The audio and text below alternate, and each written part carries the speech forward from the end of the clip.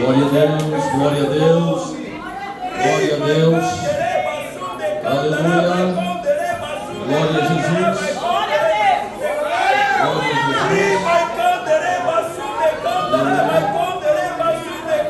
Meus irmãos, a paz do Senhor, como é este lugar, pois o Senhor se faz presente entre nós.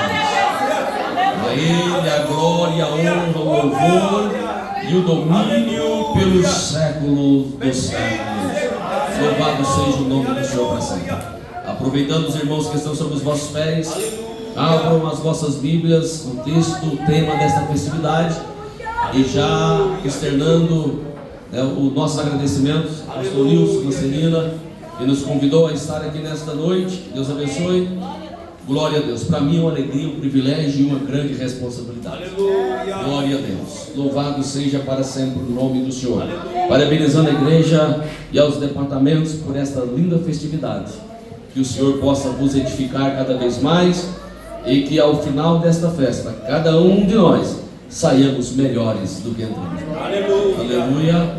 Que as mais ricas bênçãos dos céus chovam de maneira abundante sobre a vida deste povo de Deus. Aleluia. Eu vou ler todo o contexto, irmãos, que são os dois fundamentos, não é isso? Para termos um entendimento melhor. O tema está no verso 25, mas eu vou ler do 24, tá certo? Mateus 7 e 24. Glória a Deus. Os irmãos que estão sem a Bíblia, já está projetado na nossa retaguarda e também à nossa frente. Portanto, todo aquele que ouve estas minhas palavras e as pratica, será semelhante ao homem prudente, que construiu a sua casa sobre a rocha, e desceu a chuva, transbordaram os rios, sopraram ventos, e bateram contra aquela casa, contudo ela não caiu, porque estava edificada sobre a rocha. Aquele que ouve estas minhas palavras, mas não as pratica, será comparado ao homem insensato, que construiu a sua casa sobre areia, e desceu a chuva, transbordaram os rios, sopraram ventos, e bateram contra aquela casa, e ela caiu, e foi grande a sua queda. Terminando Jesus de proferir estas palavras, as multidões ficaram maravilhadas com seu ensino, porque ele as ensinava como quem tem autoridade e não como os mestres da lei. Amém? Amém. Podeis tomar os vossos assentos em nome do Senhor Jesus. Glória a Deus. E você, cada um de nós aqui, pode continuar glorificando a Deus, viu? Não atrapalha de forma alguma a ministração da palavra. Nós somos um povo pentecostal, um povo que dá glória a Deus, um povo que glorifica o nome do Senhor. Aleluia. É um povo que, porque tem pessoa que espera sentir para dar glória a Deus. Não, nós glorificamos para sentir, viu? O povo de Deus é assim. Nós glorificamos porque Jesus é bom. Aleluia. Porque Ele já fez por nós. Ele não tem que fazer mais nada. Ainda que Ele faça, tem muita coisa para Ele fazer, mas nós glorificamos por aquilo que Ele já fez. E o maior que Ele fez está no Calvário.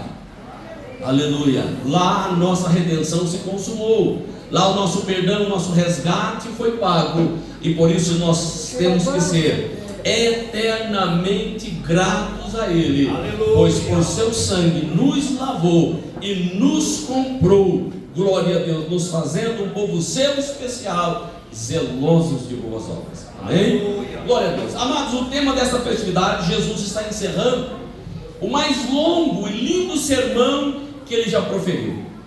Dos sermões que Jesus ministrou, esse sermão é o mais mencionado, é o mais pregado e o mais ensinado, chamado Sermão do Monte, Sermão da Montanha, ou não é isso? Que Ele ministra a uma grande multidão. Ele não estava em Jerusalém, na Judéia, Ele estava na Galileia, na região de Decápolis, uma grande região no entorno do mar da Galileia, onde 10 grandes cidades se destacavam, e Jesus inicia o seu ministério naquele lugar, um local que não era muito bem visto pelos outros judeus, ainda que fosse um lugar onde morava na predominância judeus, ali as pessoas já não gostavam muito daquele lugar. Era um lugar um pouco discriminado, sofrido um certo preconceito pelos demais. É tanto que se nós olhando nos históricos, era chamada de a Galileia dos gentios. A Galileia dos gentios. Por quê? Para ver essa discriminação. O povo judeu tem muito isso, né? De não se misturar. Então ele deixava de lado, mas Jesus começa ali, inicia o seu grande sermão nesta localidade. Ele sobe a um monte e começa agora a ensinar, a pregar, e traz um grande ensinamento de vida prática para os cristãos. Os ensinos de Jesus no Sermão do Monte são ensinamentos de vida para nós. Todo crente tem que ler o Sermão do Monte. Todo, é necessário, porque ele ensina como nós devemos viver.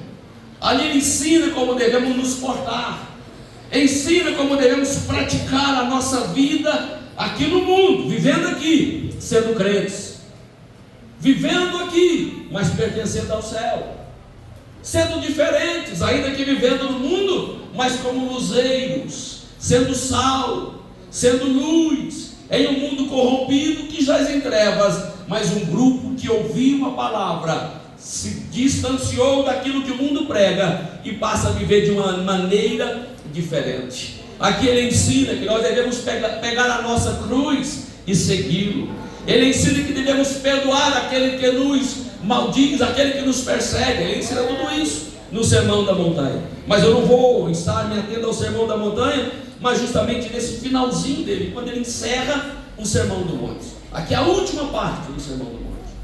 E quando ele já ensina, ele prega, ele diz agora no seu finalzinho, concluindo o sermão, ele diz: aquele que ouve as minhas palavras.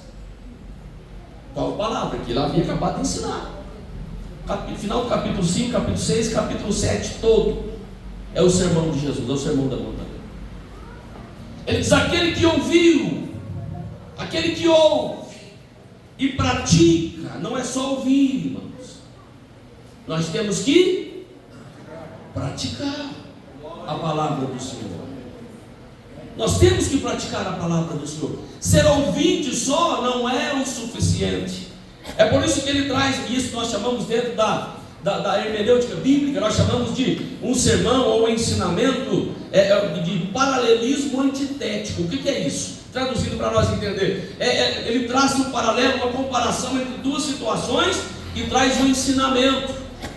São contraditórias a situação e aqui o ensinamento, há uma pedagogia, aqui há uma ministração do Senhor, um ensinamento diante de uma situação. Está dizendo: olha, há duas situações aqui. A pessoa ouve e ela tem duas atitudes a tomar. E aqui também nós hoje, não é diferente para nós. Não é diferente para nós. Nós ouvimos a palavra e escolhemos praticar ou não praticar. Eu estive no bairro de São Sebastião quarta-feira e eu falei sobre o capítulo 13, o finalzinho do capítulo das parábolas, da parábola da semente lançada em 4 lugares diferentes. Mas quando Jesus explica a parábola, ele diz assim: olha, esse grupo de pessoas aí ouviram as minhas palavras, mas não a receberam. Não a receberam. Viram, ouviram e optaram por não receber. No Sermão do Monte, aqui Jesus está dizendo a mesma coisa. Quando ele traz essa comparação, e aqui vamos entrar depois na situação de 2 casas. Aqui Jesus está falando, e os discípulos e as pessoas que estavam ali compreenderam o que Jesus quis dizer. Jesus não estava falando de uma casa de alvenaria que deveria ser feita. Não. Jesus estava falando de vidas que deveriam ser edificadas. De vidas. A minha, a sua vida, que deveria ser edificada de uma maneira sábia, prudente, edificada em uma rocha. E essa rocha aqui, às vezes nós pregamos que essa rocha é Cristo, mas neste contexto aqui não, a rocha aqui não é Cristo, a rocha aqui é a palavra, na qual nós estamos firmados nela. Aleluia. É a palavra de Deus. Louvado seja para sempre o nome do Senhor. Deus está dizendo: é as minhas palavras que precisam ser ouvidas e precisam ser praticadas. Jesus disse: homem, eu vou comparar aqui o homem que ouve a minha palavra e as pratica, e as vive, e as obedece. Esse homem é como aquele que edifica uma casa, mas ele edifica uma casa de uma maneira bem sólida. Ele procura um terreno sólido, e ele não basta ter um terreno sólido, ele então cava, ele busca produzir um alicerce, uma fundação bem consistente, e ele edifica e ele constrói a sua casa. Mas tem aquele que ouve as minhas palavras, e nós dizemos, tem um ditado: entra no ouvido e sai no outro. E isso aqui, irmãos, eu vou dizer para nós que estamos aqui, que somos crentes, que aceitamos Jesus como Senhor e Salvador, que passamos pelas águas, temos uma credencial, um cartão de membro no bolso, participamos da Santa Ceia, mas infelizmente eu quero dizer aqui, obreiros, que nós temos pessoas aqui nesta noite entre nós, que retrata também essa pessoa aqui, esse homem que ouviu a palavra, mas optou por não praticá-la. É difícil, mas nós precisamos falar a verdade. Nós precisamos confrontar para que haja mudança de vida. Quem dera o Espírito Santo lhe toque hoje de uma maneira atuante, de uma maneira íntegra, e que você saia daqui diferente hoje, dizendo: a partir de hoje eu quero a palavra como minha regra de fé e prática, eu quero a palavra como bússola para a minha vida. Pessoas que cresceram conhecendo a palavra de Deus, mas não estão dando ouvidos a ela. Ser filho de crente não basta, irmão. Ser filho de crente não é suficiente. Não ter saído da igreja também não é suficiente. O diabo, irmãos, hoje não está preocupado em tirar pessoas da igreja, não, viu? Não. O diabo está preocupado em tirar a nossa comunhão com Deus. Se você não tem comunhão com Deus, ele vai te deixar quietinho aqui dentro da igreja, tranquilo, sem mexer com você. Os filhos de Samuel, nós olhamos para a vida do profeta Samuel, para nós, também para nós somos obreiros, que exemplo de vida para nós. A Bíblia diz que Samuel foi tão íntegro diante de Deus, que nenhuma de suas palavras caíram por terra, palavras dele. Ele era tão temente a Deus que a palavra que ele proferia era de acordo com a vontade de Deus, e ela não caía por terra. Deus garantia a palavra que Samuel proferia. Homem de Deus, homem de Deus. A Bíblia diz que a palavra de Deus no tempo de Samuel era abundante. Oh, que coisa maravilhosa. Mas aí você olha os filhos de Samuel, não desviaram. Eles não saíram para o mundo, não, estavam lá no meio. Mas a Bíblia diz que eles eram homens de Belial, não tinha compromisso com a palavra de Deus. A palavra de Deus hoje está sendo um pouquinho mais dura, está sendo mais grossa um pouquinho aqui, está sendo um puxão de orelha para nós, um azorraque nas nossas costas, mas não é porque o Senhor te ama, é porque o amor de Deus está sendo derramado neste lugar. É o amor de Deus sendo derramado aqui neste lugar, porque Ele quer corrigir vidas aqui hoje, Ele quer corrigir pessoas aqui hoje, para que você saia de uma maneira diferente, saia crente daqui hoje. Aleluia! Nossa irmã Dilete cantou o hino, tem uma frase que diz: se a tua palavra não vir, Senhor, não serve para nós. Eu morro se a tua palavra não vier sobre nós. Jesus está dizendo isso aqui, nesse contexto, que nós tenhamos uma atitude, porque a atitude tem que ser tomada por mim. Eu preciso dar um passo. Eu preciso escolher seguir a Cristo. Eu preciso escolher renunciar ao mundo. Eu preciso escolher renunciar àquilo que o mundo está me oferecendo lá fora, porque não está oferecendo é só para você não, oferece para mim, oferece para as irmãs que aqui estão, oferece para os obreiros que aqui estão, e a escolha cada dia nós fazemos em seguir ao Senhor. Nós optamos por renunciar ao mundo e seguir ao Senhor Jesus. Ele diz: aquele que quer seguir a mim, tome a sua cruz e me siga. Venha, me siga. E esse convite ainda é feito hoje entre nós. Jesus agora nessa grande multidão está dizendo: olha, eu quero dizer para vocês que tem duas classes de pessoas aqui me ouvindo. Aquele que me ouve e opta em praticar a minha palavra. Aleluia. Esse homem é prudente. Esse homem edifica a sua vida de uma maneira sólida, edifica a sua vida de uma maneira consistente. E aí pode vir a chuva, vai chover. Quando nós aceitamos Jesus, irmão, tem muita gente pregando o evangelho diferente. Tem muita gente que está pregando o evangelho que não é o evangelho que está na Bíblia, não. Não é o evangelho da graça. Está pregando o evangelho só de prosperidade, o evangelho de bonança, o evangelho de sossego, o evangelho de tranquilidade. Jesus nunca prometeu isso para nós. Jesus disse: vocês vão ter aflições, mas tem de bom ânimo, eu venci o mundo. Fique tranquilo. É verdade. Aqueles que quiserem me seguir sofrerão perseguição. Jesus falou para nós que nós teríamos problemas, dificuldade. E chuva aqui é prova. É prova. A prova vai vir para nós, irmão. Nós não estamos isentos de lutas, de provas. As provas é a chuva caindo sobre nós. Mas como está a sua casa? Edificada na palavra? Aleluia. A Bíblia sagrada para você é o quê? Jesus. Maurício disse que nós conhecemos há 50 anos. Quase é pouquinho. Se não deu 50, está faltando pouquinho. Nós somos criados amando a palavra, né, Maurício? Respeitando a palavra de Deus. Nós somos ensinados a amar, a reverenciar esse livro maravilhoso que nos conduz para o céu, que nos mostra o caminho da salvação. O próprio Senhor Jesus disse para os escritos: vocês estão procurando o que na Bíblia? O Messias. Então vocês procuram direito, porque eu sou revelado nela. São elas que de mim testificam. Eu não estou entendendo porque vocês não me encontraram ainda, porque um grupo ali de escribas e fariseus não encontraram Jesus como Messias, dizendo: vocês estão procurando errado, porque essas escrituras que vocês estão lendo são elas que de mim testificam. Aleluia. São elas que falam de mim. Essa palavra maravilhosa aqui, amados de Deus, ela é um bálsamo para as nossas vidas.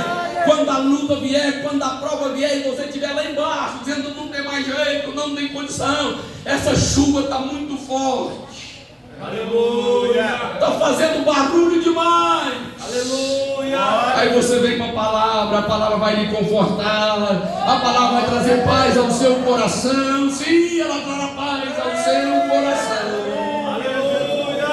Aleluia, aleluia. Certa vez Elias fugiu, irmãos, Elias, homem experimentado, homem de Deus. Grandes milagres se realizaram na vida do profeta Elias. Ele havia feito um desafio com 450 profetas de Baal, 400 profetas de Azera, 850 ao todo. Venceu eles lá no monte. Venceu. Mas de repente ele fica com medo e foge. A angústia no coração de Elias abate sobre ele, e ele para o seu ministério, até que ele para em um canto. O anjo chega para ele e diz: Elias, levanta aí, rapaz, come e bebe, porque a caminhada é longa. Ele levantou, comeu, bebeu, dormiu de novo. O anjo toca nele e diz: levanta, rapaz, come, bebe, porque você tem que caminhar por 3 vezes. E a Bíblia diz que ele se levantou então na terceira vez, se alimentou, bebeu água, e com a força da comida caminhou 40 dias até o Monte Horebe, o monte de Deus. Mas chegando lá, não tinha resolvido o problema da angústia do coração. E tem alguém aqui nesta noite com amargura na alma. O Espírito de Deus me faz saber que chegou aqui triste, está triste até agora. O seu coração está amargurado, o seu coração está fechado. Mas eu quero lhe dizer que o mesmo Deus que esteve com Elias lá no Monte Horebe, Ele está presente aqui nesta noite para curar a sua ferida e você sair daqui abençoado. Elias chega no monte, procura um lugarzinho para se esconder, entra na caverna, está lá escondidinho. Está igual você aqui nesta noite. Deus tem falado com você. Chegou, está quietinho no seu canto, não quer ser visto, não quer ser notado, não está tendo força para dar glória a Deus por causa da angústia da alma. Mas eu quero dizer que essa palavra que eu prego aqui, ela mesma diz, porque a regra de interpretação da Bíblia, a primeira regra de interpretação da Bíblia diz que ela mesma se interpreta. E ela diz assim: pois a palavra de Deus é viva e eficaz, e mais penetrante do que a espada alguma de dois gumes, que vai à divisão da alma e do espírito, juntas e medulas, e é apta para discernir as intenções e pensamentos do coração do homem. Esta palavra que eu estou ministrando sabe o que passa no seu coração, sabe o que passa na sua mente. Eu não sei, se o Espírito de Deus não falar no meu ouvido, eu não sei, mas a palavra sim, ela conhece. Elias se esconde, escondidinho lá, mas de repente ele diz: a palavra de Deus sou. A palavra de Deus é poderosa, né? A palavra de Deus é poderosa. Ah, se nós soubéssemos.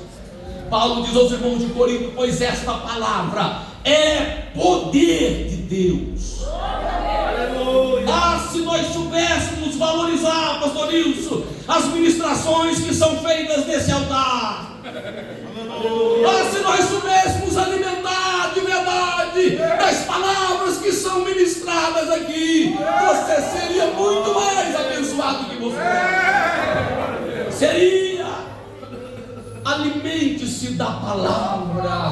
Ela é o pão que sacia a nossa alma, é a mesa preparada para a igreja. Sim. Elias escondido lá, e a palavra de Deus soou: sai para fora, Elias, porque você está escondido. Aleluia. E ele começa a arrumar desculpa: Senhor, por que está me perseguindo? Mataram os seus profetas, vai me matar também. Mas diz: sai para fora, eu preciso falar com você. Aleluia, aleluia. Mas a Bíblia diz que de repente um vento forte passa. Deus não estava no vento, Elias não sentiu. De repente passa um terremoto, balança tudo, fende-se os montes, Deus também não estava ali. De repente passa um fogo terrível, devorando tudo, Deus também não estava no meio do fogo. Aleluia. Mas Elias disse: de repente eu ouço uma voz mansa e suave, sobrevoando sobre aquele monte. Então eu saí. Aleluia. E esta palavra ecoa aqui nesta noite para você. Aleluia. Saia para ouvir a voz de Deus, que ainda clama por você, chama pela sua atenção. A palavra de Deus é ministrada, pregada, anunciada. Deixa que ela atinja a sua vida. Aleluia. Aleluia. O Senhor está dizendo aqui: aquele que ouviu a minha palavra, aquele que ouviu e entendeu, ele edificou. Soprou o vento, primeiro a chuva, depois rios. O rio transbordou, correntes de água se levantaram. Aleluia. E bateram com ímpeto contra aquela casa. A chuva, provas. Rios, aqui fala da nossa natureza. A prova vem de fora para nos testar, para nos provar, para nos avaliar. Prova é avaliação, não é isso? Quando vamos para a escola, hoje tem prova, avaliação. Avaliação. Na prova de Deus, quanto tem tirado? Qual é a sua nota, irmão? Aleluia. Qual é a sua nota? Porque a Bíblia diz que Deus que nos prova. A aprovação vem de Deus, a tentação do maligno, mas a aprovação vem de Deus. Então de vez em quando uma coisinha para nós, irmão, nós não podemos murmurar não, sabe, irmão? Não podemos reclamar. Não, jamais. Nós temos que estar firmados nele.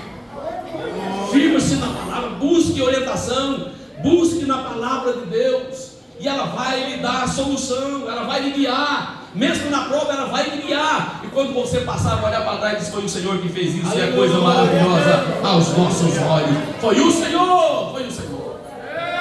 Mas rio, olha a dificuldade, irmão. Rio é a nossa natureza. E a Bíblia diz que nós somos ruins. A Bíblia diz que somos ruins. O coração do homem é mau desde a sua meninice. Coração do homem, irmão, não tem nada muito bom em nós não, irmãos.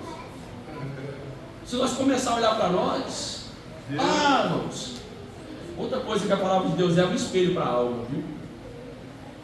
A palavra de Deus é um espelho para a nossa alma. Você quer lhe conhecer? Comece a ler a Bíblia para você ver. Não é conhecer o irmão, não, conhecer você. Porque a Bíblia me mostra. Ela não mostra o outro. Ela vai me mostrar quem eu sou. Ela é o meu espelho. Rui Barbosa quis isso. Quando ele disse que descobriria, Rui Barbosa é um grande patrono do direito brasileiro e das letras, pois ele era versado tanto no direito como na gramática portuguesa. Grande conhecedor. Foi chamado a águia de Aia, tão intelectual que ele era. Certa vez ele deu um discurso na ONU e as pessoas riram dele, na época característico brasileiro, baixinho, cabeçudo, né? E eles riram da fisionomia dele. E aí ele levantou na ONU e disse: em que língua vocês querem que eu discurse aqui hoje? E aí, como ninguém falou nada, ele discursou em Tupi-Guarani, ninguém entendeu nada. Então, os irmãos veem o nível de intelectualidade dele. Ele disse para os seus amigos: eu vou achar os defeitos da Bíblia, vou ler e achar os erros que ela contém. Passaram-se 2 anos aproximadamente. E aí seus amigos perguntaram para ele: ei, Rui, você já achou? Você disse que ia achar os erros da Bíblia, você encontrou-os? Ele disse: não, mas ela mostrou todos os meus. Todos os meus, todos os meus erros. Então a palavra de Deus, ela é esse espelho para nós, irmãos. Ela é esse espelho para a nossa alma, para a nossa vida. E ela nos leva a melhorar cada vez mais, porque ela mostra o nosso defeito e nos leva a procurar a perfeição em Cristo, nos aperfeiçoar nele, até chegarmos à estatura de varão perfeito, à medida do Senhor. Aleluia. Deus busca isso de nós, irmãos. O crente tem que melhorar cada dia, o crente tem que se aperfeiçoar cada dia, o crente tem que crescer cada dia. E como ele faz isso? Cresce na palavra. Aleluia. Cresce no conhecimento das Escrituras. É por isso que o último livro da Bíblia diz para nós: bem-aventurado aquele que lê, bem-aventurado aquele que ouve as palavras.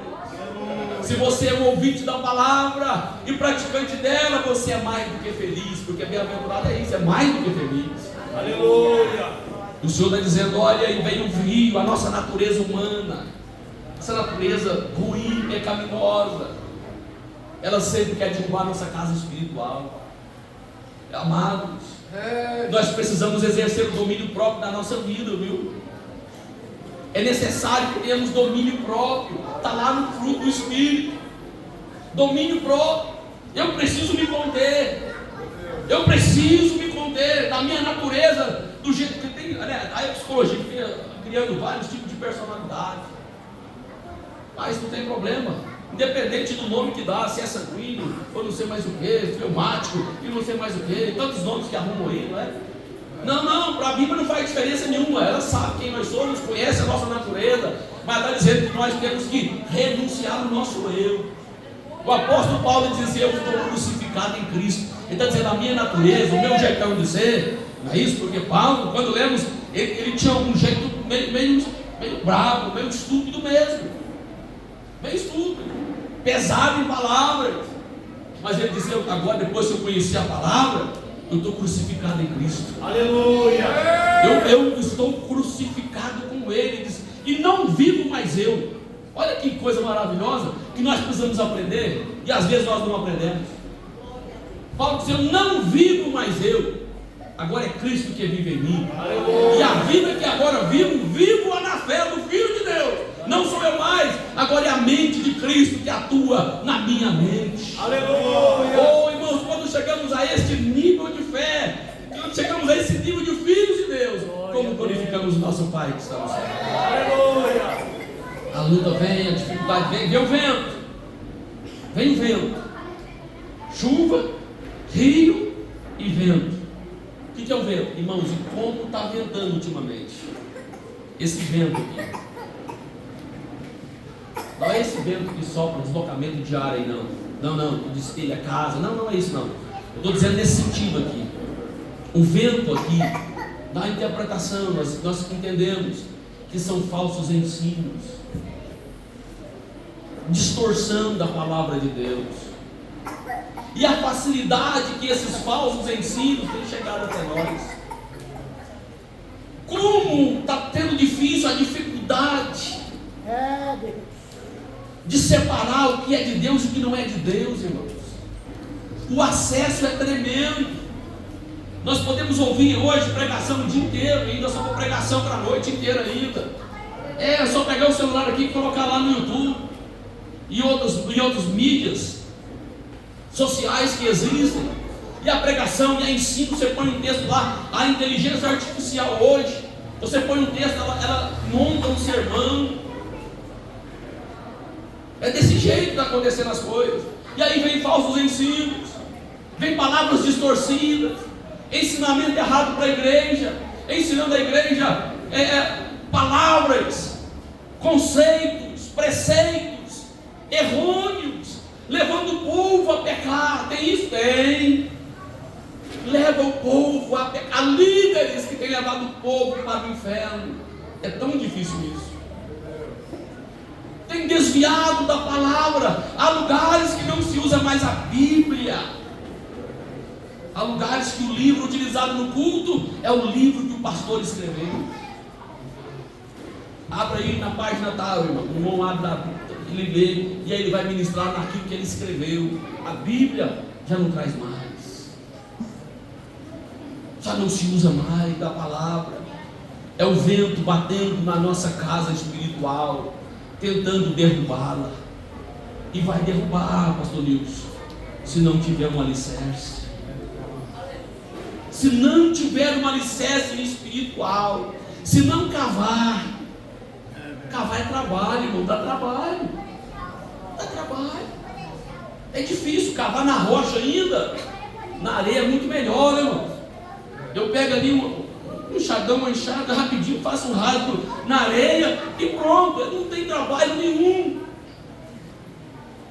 E há pessoas que não querem ter dificuldade para crescer espiritualmente. Há pessoas que não querem ter dificuldade, não querem suar, ter um trabalho para ter edificado a sua casa espiritual. É por isso que às vezes a sua vida não está bem espiritualmente. É por isso que às vezes o casamento não vai bem espiritualmente. É por isso que às vezes o ministério não vai bem espiritualmente. Porque é preciso cavar, é preciso trabalhar. Aleluia. É preciso suar um pouquinho e buscar na palavra de Deus. É preciso buscar aqui. É preciso buscar. É preciso orar, irmãos. Nós precisamos voltar à cultura da oração, à prática da oração. Aleluia. É preciso gastar tempo buscando ao Senhor. É preciso. Eu preciso voltar a orar mais. Eu preciso voltar a ler a palavra de Deus mais. Quando meus meninos eram bem novinhos, disse: por que o papai ora tanto? Eu preciso ouvir essas frases de novo. Aleluia. É preciso ouvir de novo essas frases. Porque para tanto tempo para ler a palavra, para ler a Bíblia, nós precisamos voltar a esses princípios que nos fortaleceram na fé, que nos sustentaram até hoje. Aleluia. O Espírito Santo nos sacode aqui hoje, nos chama à realidade. Nós precisamos voltar dos nossos fundamentos. A igreja está de pé aqui hoje, amados. É porque houve um fundamento, houve a base, alguém cavou, alguém procurou bem fundo em uma rocha. Aleluia. É por isso que a igreja ainda está de pé. Mas a responsabilidade agora é nossa de darmos continuidade. A responsabilidade ainda é nossa agora de dar sequência àquilo que os que passaram fizeram. Louvado seja para sempre o nome do Senhor. Nós temos que tirar esses conceitos de facilidade, pois esse homem que construiu, irmão, se olhássemos a casa aqui, vamos fazer vamos devagar aqui na palavra de Cristo. 2 casas prontas, 2 casas iguais, vamos pôr igual, o mesmo desenho, a mesma arquitetura, o mesmo material, mesmo tijolo, o mesmo revestimento, a mesma esquadrilha, o mesmo telhado, mesmo. Se olhasse de frente para essa casa, duas casas iguais, até que o vento veio, até que a chuva caiu, até que o rio transbordou. Quando o rio transbordou, a chuva caiu e o vento soprou, houve a diferença naquelas casas, porque a palavra de Deus diz, o próprio Senhor Jesus disse, a casa que foi edificada na rocha não abalou, ela permaneceu, ela permaneceu intacta, do mesmo jeito que ela foi construída, ela permaneceu de pé, mas olhou para a outra, cadê a outra? Cadê a outra casa? Sabe, irmãos, é por isso que de vez em quando acontece algo que abala o mundo cristão. E hoje a mídia está craque em fazer isso, em divulgar problemas dentro da igreja, em passar vergonha em nós, escândalo sobre escândalo. Esses dias para trás, ali em Anápolis, e foi 2 semanas só jogando na cara, o pastor aí, a gente tem que ficar vermelho. Mas são casas construídas na areia. O vento soprou, não resistiu, não aguentou ficar de pé. Um pastor conhecido, pregador agora, semana passada, salta de um prédio e cai, tirando a sua própria vida. Pregador da palavra. Aonde está a nossa estrutura espiritual, gente? Deixa eu dizer para você, se você quiser edificar a sua família, a sua casa espiritual, sua vida espiritual, naquilo que você é, naquilo que você tem, naquilo que você conhece, a casa pode até ficar bonita, mas a hora que vir a prova, vai cair. A hora que vir a dificuldade, vai ruir. Então edifique a sua casa, a sua vida. Meu horário já foi, né? Edifique a sua casa na palavra de Deus. Na palavra de Deus. Seja ouvinte da palavra, seja leitor da palavra, se alimente dela constantemente. Não perca a oportunidade. Oh, irmão, se soubéssemos que tesouro maravilhoso é ouvirmos a palavra de Deus, meditar na palavra do Senhor, extrair dela conceitos. Ser como os judeus bereanos. Os judeus bereanos, irmãos, ali. Os judeus bereanos, quando Paulo sai de Tessalônica, e em Tessalônica ele é expulso dos judeus que estavam em Tessalônica por causa da palavra. Isso foi assunto da escola dominical. Ele sai de Tessalônica e vai para Bereia. Chegando em Bereia, ele vai pregar na sinagoga para judeu de novo. Mas a Bíblia diz assim: e os de Bereia foram mais nobres do que os de Tessalônica. Porque Paulo pregando e ensinando para eles, ele diz: vamos confirmar na palavra. Vamos olhar se aquilo que Paulo está dizendo está nas Escrituras. Eles foram considerados mais nobres. Oh, amados de Deus, como nós seríamos muito mais abençoados se quando viéssemos para o culto, vocês observaram que no culto teve a saudação inicial, teve cânticos da harpa, não foi? Teve a leitura da palavra, teve cânticos de conjunto, teve cânticos individuais, teve, não teve? Tudo isso a palavra foi ministrada. Agora eu preciso meditar. O que está sendo pregado aqui, o que está sendo cantado, está de acordo com a palavra? Tá, então eu recebo no meu coração. Aleluia. Esse louvor foi para mim. É isso que eu tenho que dizer. A leitura da palavra, abrace ela, não, irmãos, e às vezes nós vamos para o culto e ficamos distraídos. Ficamos distraídos, tantas coisinhas para nos distrair, tantas coisinhas para nos chamar a atenção, e eu não percebo, eu não me atento ao que está acontecendo. Aqui, irmãos, não é um ambiente qualquer, sabia disso? Aqui é um ambiente espiritual. Aqui não é uma reunião comunitária, ainda que estejamos em uma comunidade cristã. Aqui não é uma organização, Aqui é um organismo vivo, aqui é o corpo de Cristo, reunidos para cultuar, para exaltar, para bendizer a Ele. Então tudo que acontece aqui, há o dedo do Espírito Santo entre nós. Sim, tudo que acontece aqui, há o mover do Espírito Santo, pois o próprio Senhor Jesus disse que Ele enviaria o Consolador e Ele estaria conosco todos os dias. Aleluia. Jesus disse que Ele estaria, em João 14, diz que Ele estaria no nosso meio e estaria em nós também. Aleluia. Além dele estar aqui no culto, pairando sobre o culto, Ele está dentro do nosso coração. Aleluia. Por isso que é algo especial, algo de maravilhoso. Aqui neste lugar, esse ambiente, ele é diferenciado. Nosso coral cantava um hino que dizia assim: guarde os teus pés. Guarde os teus pés, não tira as mulheres, guarde os teus pés. Não é isso? Quando entrares neste santo lugar. Aleluia. Guarda o teu pé quando entrar neste santo lugar. Aqui é a casa de Deus. Aqui é a casa do Senhor. Aleluia. Depois do culto, irmãos, nós podemos conversar, nós podemos, não é isso? Rever os irmãos, isso é muito bom, é maravilhoso, né? Matar saudade de um, de outro, contar as novidades. Mas esse momento aqui de 19 horas que foi separado, está lá no convite, 19 horas, até o amém, é um horário que foi destinado para Ele. Aleluia. Para Ele. E quando aprendemos isso, nossa casa está sendo edificada na rocha, que é a palavra de Deus. Aleluia. Que Deus abençoe grandemente. Deus abençoe. Vamos fazer como salmista. Escondi a tua palavra no meu coração. Amém? Para não pecar contra o Senhor.